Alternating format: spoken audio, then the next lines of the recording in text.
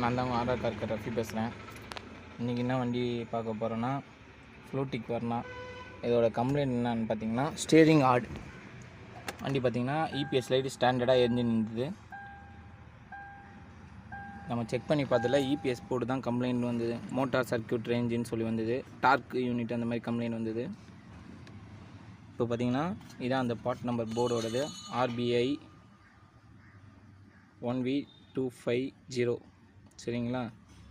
இப்போ இதை தான் ரெடி பண்ணியிருக்கிறோம். இபிஎஸ் லைட் ஆஃப் ஆயிடுச்சு. ஸ்டீரிங் வந்து சிங்கிள் ஹேண்ட்லேயே பார்த்திங்கன்னா வேலை ஓகே ஆயிடுச்சு.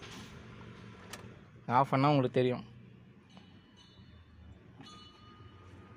பாருங்கள், தள்ள கூட முடியல.